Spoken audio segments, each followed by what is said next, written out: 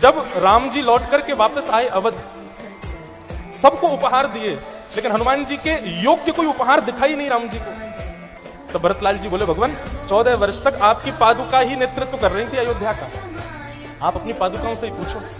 तब राम जी ने अपनी पादुकाओं से पूछा, तो भगवान की पादुकाएं आदेश करती हैं हनुमान जी की, तो जैसे हनुमान जी की सेवा वैसी सेवा उनकी हो, लेकिन आप करोगे तो हनुमान जी तो नाराज हो जाएंगे, करने ही नहीं देंगे। लेकिन इसका एक प्रभाव हो सकता है कि द्वापर में जब आप कृष्ण बनकर के आएंगे, तब यही हनुमंत लाल जी आपकी वंशी बनकर के आएंगे। क्यों आएंगे वंशी बनकर के?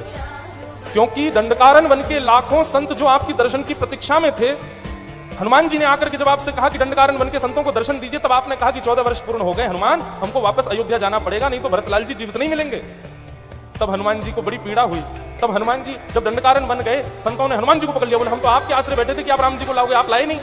तब हनुमान जी बोले, आप एक युग प्रतीक्षा करो, हम वचन देते हैं, हम ही आप सबको श्री कृष्ण से मिलाएंगे। और जब महाराज प्रारंभ हुआ, तब ठाकुर जी ने वंशी का नाद किया। वो वंशी का नाद सबको तो स्वर के रूप में सुनाई दे रहा था, लेकिन कृष्ण प्रेम में ओतप्रोत गोपियां जो पूर्व जन्म में दंडकारण्य वन के संत थे, वही ब्रज की गोपी बनी थी। वे वेणु की ध्वनि में हनुमान जी महाराज विराजमान होकर के गोपियों के कान में जाके कह रहे थे, चलो संत नाम, ये राम जी ही कृष्ण बनकर के आए हैं, आप गोपी बनकर के आए हो, आओ राज विहार में प्रवेश करो। हमारे जितने भी त्रिभंग ललित स्वरूप है ना, ये हस्त पर जो विराजमान वंशी है, साक्षात श्री हनुमान जी महाराज।